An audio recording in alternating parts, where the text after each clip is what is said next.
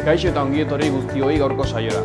Gaurkoan, Ane eta Gaizka izango ditugu haien ikasketa amaierako proiektu aurkezten. Horren aurretik, has gaitezen komunikabideen azalak aztertzen.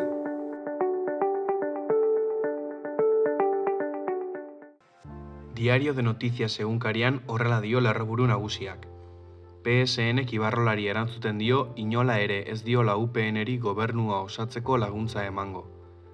Lehenengo puntuan, PSNek beste abuztuko ezusteko bat baztertzen du eta Txibiteren hautagaitzaren atzean ilarak itxi ditu hauteskundeetarako. Bigarren puntuan, Ainhoa Unzuk erregionalisten argitasun falta azpimarratzen du.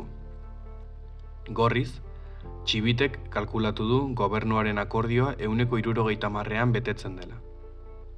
Argazki nagusian, atzo inaugurazio ekitaldia UPNako Osasun Zientzien Fakultate Berriaren aretoan.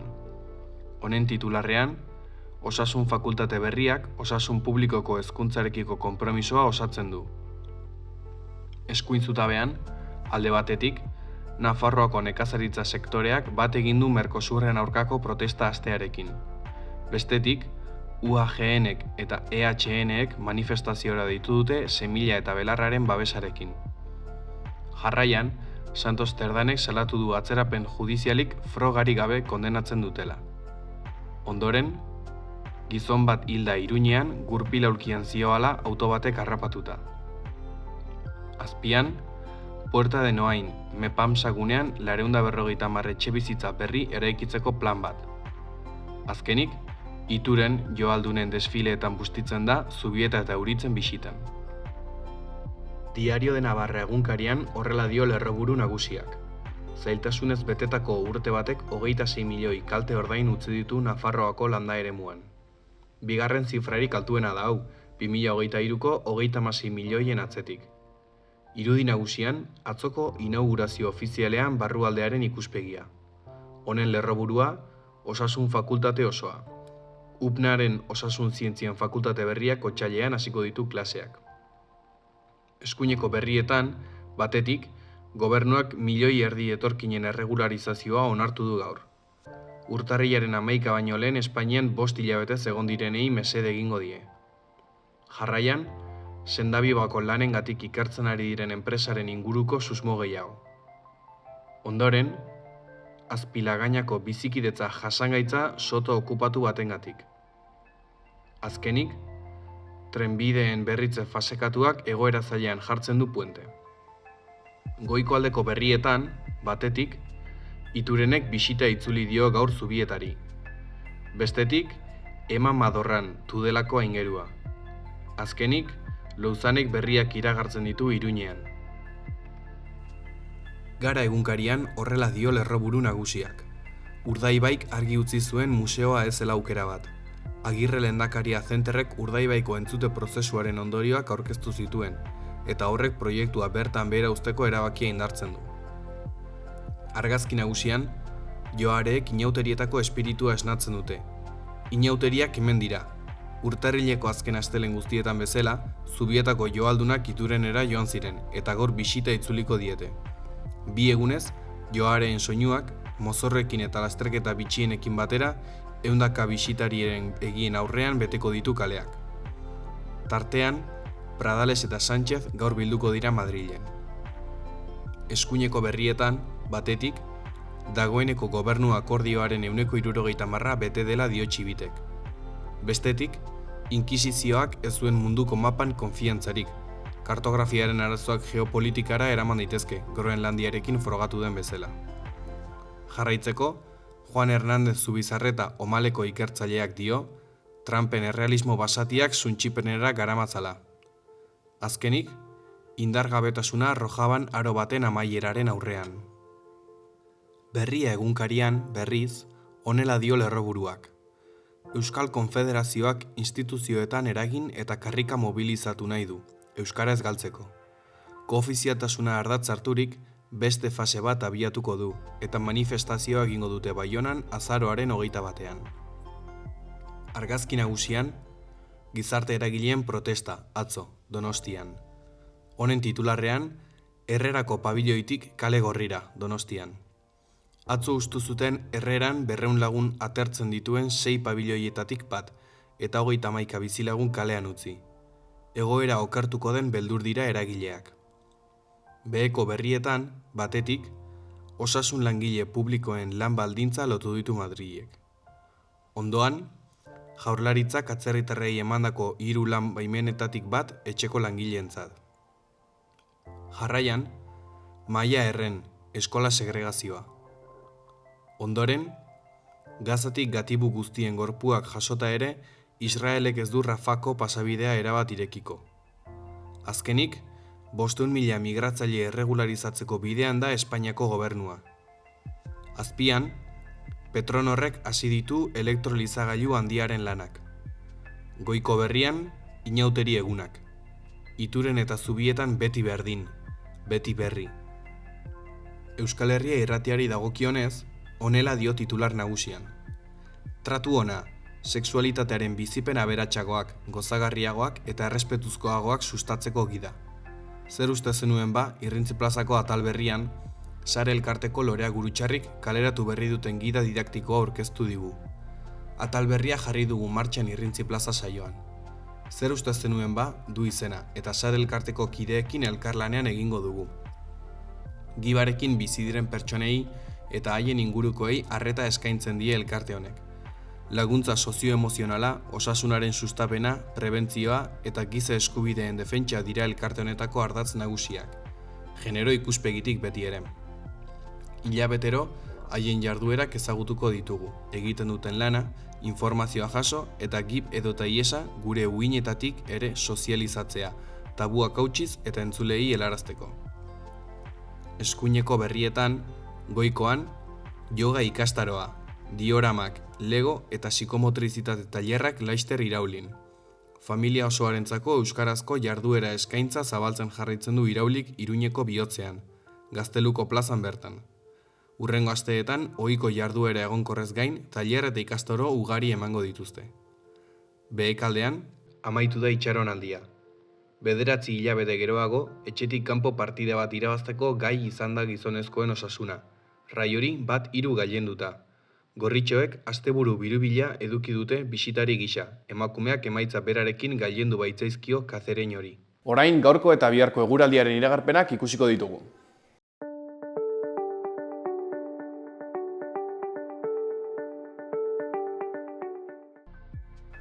Aste artearen hasieran giroa epela izango da.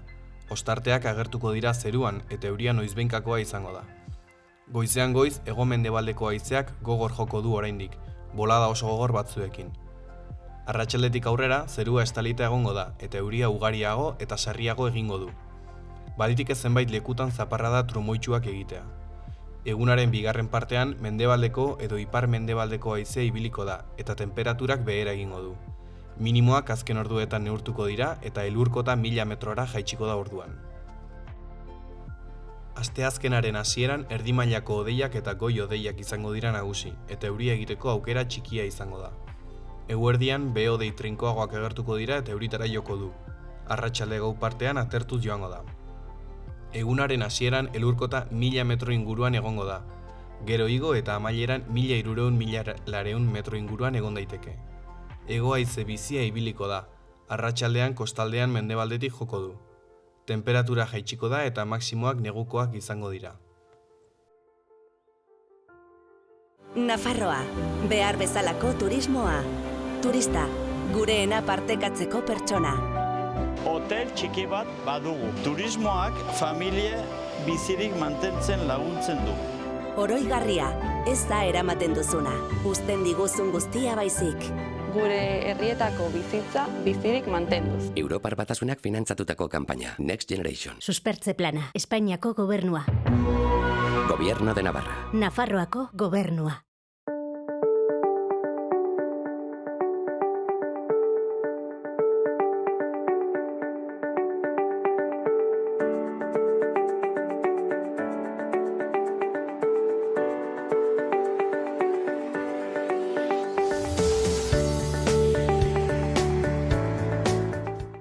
Kaixo, Ane, gaixo gaizka, ongi etorri gurera.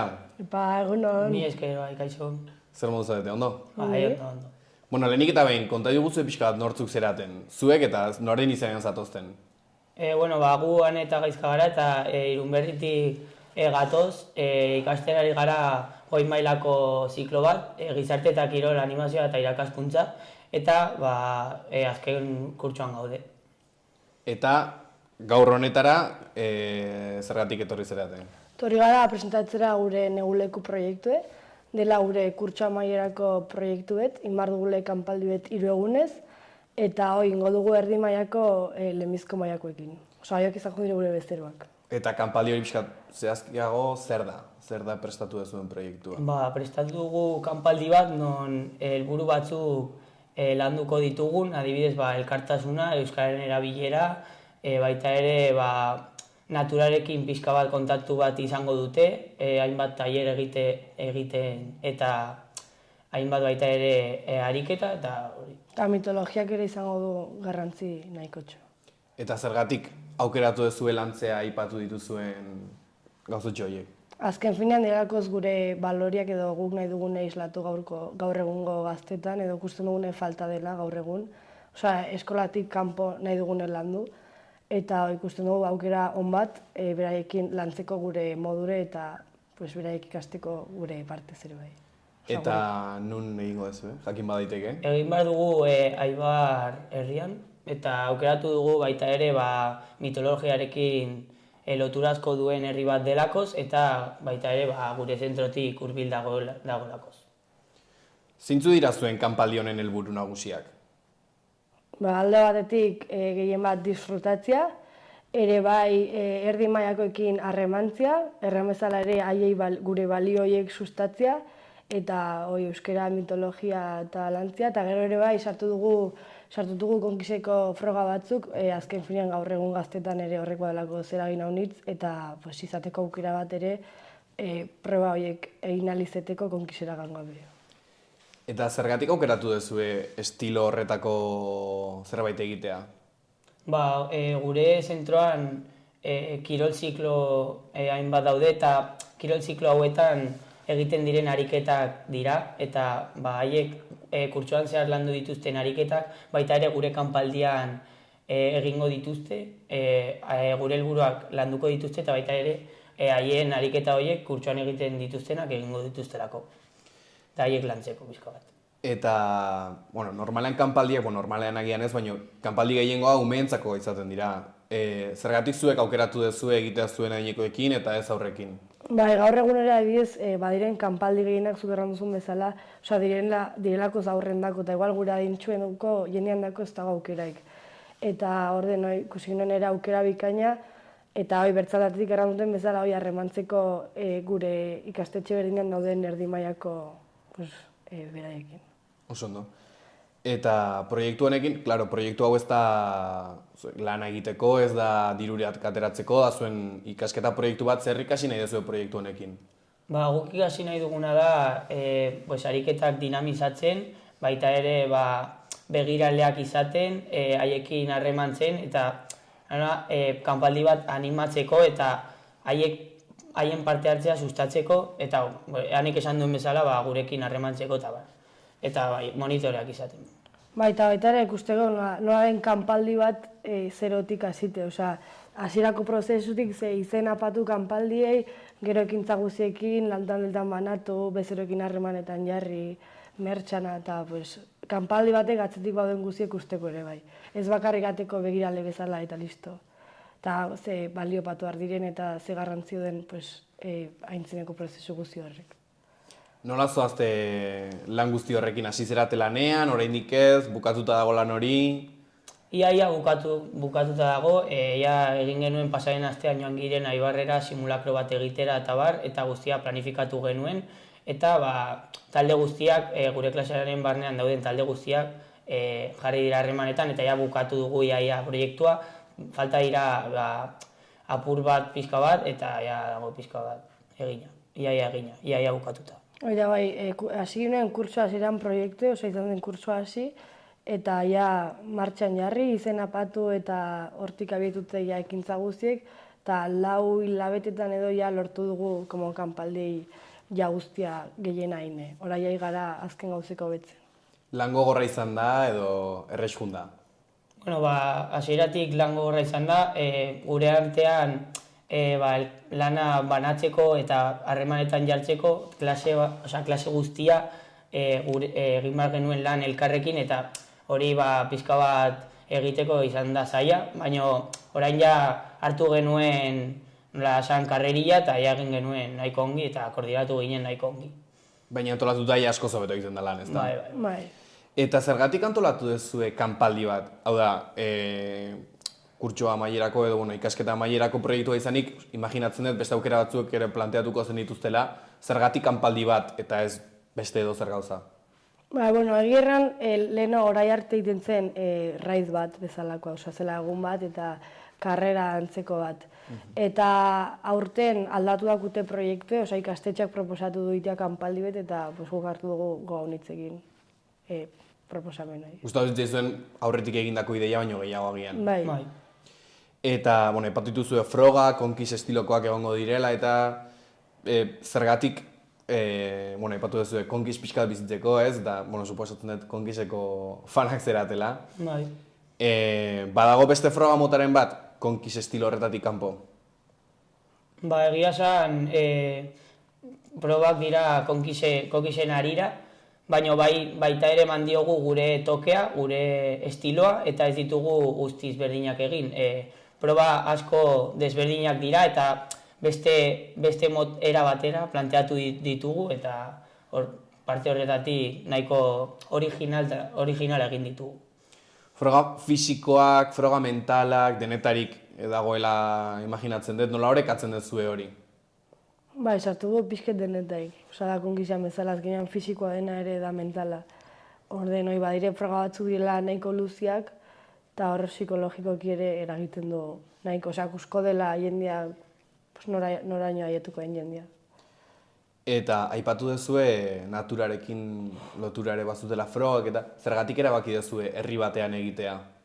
Bat herri honetan natura asko dago eta beraiek hiriko gazteak direnez herriarekin lotzea nahi genuen eta nola biziko zen herriko bizimodua edo azkenean klase horretako parteideak dira guztiak hirikoak, ia guztiak eta herriarekin konektatzea nahi genuen eta baita ere bi egunetatik direla kanpaldia egun batean mendian egingo dugulo eta gure ustez hori asko aberaztuko die haien.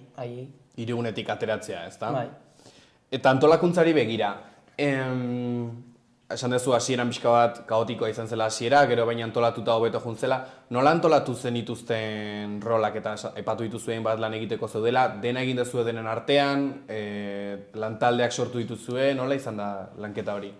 Kurso hasieratik lehenbizko iretan elkartu ginen denak elkarrekin, eta adostu ginen, zer lantalde izan behar ziren, finantzaketa, harremanak, jarduerak eta koordinatzaileak, eta gero bakotxa akusten zen lantaldean sartu zen, más o menos. Zuek ze lantaldeetan zinaten? Harremanatuko taldeak. Eta zer izan da zailena? Nire ustez, zailena izan da nola mundura saltzea, nola zerotik hasitako proiektu bat denez, jendeak ikustea, kanpoko jendeak ikustea gure proiektua nola gauzatu dugun eta hori izan da zailena. Zeren azkenean ez dugu nola altabozarik izan beste pertsonek ikusteko, zentrotik kanpoko pertsonek, eta hori izan da zailena, zeren Instagrama eta sortzean pertsonak jarraitzeko izan da hori zailena. Azkenean neguleku izan da gure ikastetxeko lehenbizko edizioa, eta jeneak etzakin zertzen, eta orden nahi genuen ere zaindu ze eduki nahi genuen igo, eta zerrez euskera mailan eta dena, nahi genuen utzi dena ongi, inen. Ez da errexea zabaltzea ez, eta nola atera zerat, zentroretik nola lortu dezue pixka bat zabaltzea zuen proiektua? Gure kontuan bideoak igoz, eta bideoiek baita ere zentroaren Instagramatik igotzez, eta baita ere gure kontuen igotzeari, eta azkenik sare sozialen baitan da hori, eta baita ere ahoz-aho joan gara esaten gure lagunei, iritik eta esan dugu kontua jarraitzeko eta gure proiektua pixka bat begiratzeko eta ulertzeko.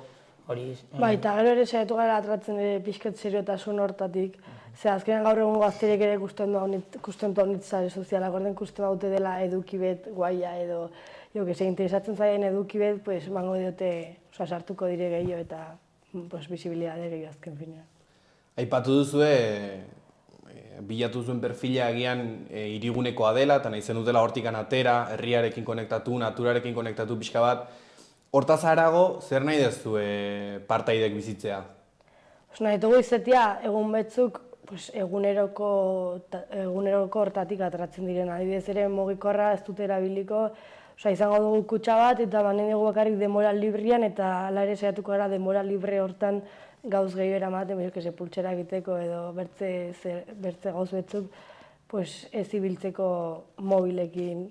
Ez da, dugu izatea egun batzuk diferentiak ez duten egiten beraien egunerokoan. Azken finean hanek esan duena teknologiatik atera eta herriko bizimodua izan eta hainbeste mugikor ez erabiltzea bere bizimoduan, bere egunerokoan erabiltzen dutela.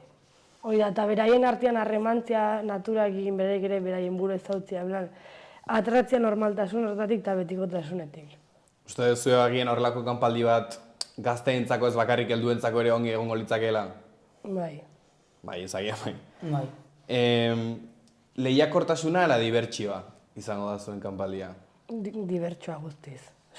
Bai izango dela lehiakortasun puntu bet, baina gure preferentzia ez da lehiakortasune para nada, guk nahi duguna islatu da kiroltasun hori eta haien artean ongi eramatea. Eta hoi, ez dugu ere ez. Diez egiten dugu gero sari banaketa bat, ez da izan bar norek irabazituen froga gehiago, igual norek induen esfortzu gehiago edo norek izan den divertigarriena edo jo que se holako gauzek. Zein da lortu nahi dezuen giro emozionala? Izateagian divertigarria, zerbait lagunartekoa, motivazionala... Bai, nahi dugu ere bai batu beraiek bezala, nahi dugu estutu beraien arteko harremanak, ze azken finean hori erramezala da klase oso bat, erdi mailako klase bat, gela bat, eta haude adin betian dela pixketzaia 6 urte bat uste maso menos, eta hori nahi dugu kontzientziatu ze garrantzitsu den beraien artean errespetatzea, aldi berean ongi pastea eta kirolan barnean lehiakortasun toksiko hori komo ezabatzea. Zenbat partaide izango dira? Ipatuzu klase bat, baina zenbat dira? 20 guti. Talde polita bada, Bai. Eta zuei pertsonalki proiektu honek zer ematen dizue etorkizunerako? Adibidez, mundu laboralean izango dugun aurpegia izango da. Guk adibidez udan lan egin nahi badugu udaleku batzuetan edo kanpaldi batzuetan hau izango da lehenengo toma eta lehenengo aukera izango da mundu laboralean sartzeko. Ez da lana, ez dugu kobratuko, ez dugu ezer hartuko, baina esperientzia aldetik asko hartuko dugu eta nire ustez mundu laboralean sartzeko da hoberena. Eta gero ere errandutera mandazkigu baliabide batzuk, adibidez nahi badugu guk sortu proiektu bat zerotik ere bai bizi eraman hau errealitatera, badakigu nola inbarra dugu, badakigu zelanketa prozesua den, eta hor den erresten dako haunitz gero gure proiektuan nahi badugu sortu zerotik. Aipatu duzue proiektua ia dena prest dagoela, gauzatxo batzuk falta direla. Urrengo batean, edo datorren urtean beste ikasle batzuek egiteko asmo baldin badukate, zerbait desberdin egingo zenukete, edo abixatuko zeniek egizue, agian hau egin daiteke beste modu batera, edo... Segurazki haien arteko erlazioa pixka bat limatzea ez egitea, ez liskarrarik izatea, zeren guk ez ditugu askorik izan, baina bai liskarrak izatea eta bilerak egiterakoan adibidez, oiukatzea eta oztopatzen du prozesua, baina baita ere hori lehenengo eta baita ere ongi planifikatzea guztia lehen egunetik, ez ustea gauzak urrengo egunerako eta bar. Eta ere izatea beraiek, motibetzia beraien proiektu horrek ez dutela inbarra gukin dugun iguala. Beraiek sortza dutela gozbet zerotik eta izan super divertigarri eta izatea zerbait beraiek motibatzen diena. Horrek iten du haunitz gero proiektu aintzinentera materako orduen. Azkeneko galderekin goazia. Proiektu hau zergatik iruditzen zaizu dela proiektu hon bat zuen ikasketa amaierarako? Biltzen duelako guk ikasitako ikasgai guztiek. Bertze helburuetako bat ez dugule erranda hori. Bat egun asignatura dautagai bakotxa egomarra da kanpaldien sartue. Horren azken finan da proiektuet superborobile sartzen direlako gauz guztiek, errate baterako. Eta azkeneko galdera ja, bakoitzak hitz batekin deskribatu dezala sortu duzuen proiektu hau edo kanpaldi hau, bakoitzak hitz bat erabilita. Nik errango dut dibertsioa. Nik izango dut inklusioa. Oso ondo. Mila esker bi etortzeagatik eta zorte hon zuen proiektuarekin. Esker mile. Eskerrik asko.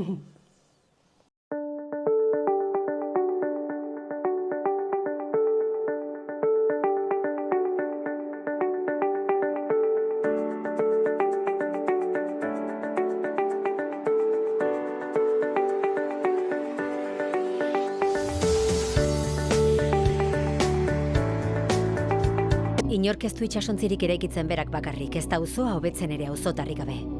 Elkarlanean ari gara. Modu bakarra baita etorkizun bidezkoagoa eraikitzeko, gizatiarragoa. 1.100.000 pertsonako taldea gara eta sinesten dugu batela komunitatea, enpresa, kultura, lurraldea, aurrerapena eta banka egiteko beste modu bat. Laboral kutxa, bada beste modu bat. Hau izan da gaurko saioa, mila esker gurekin egoteagatik. Bihar arte.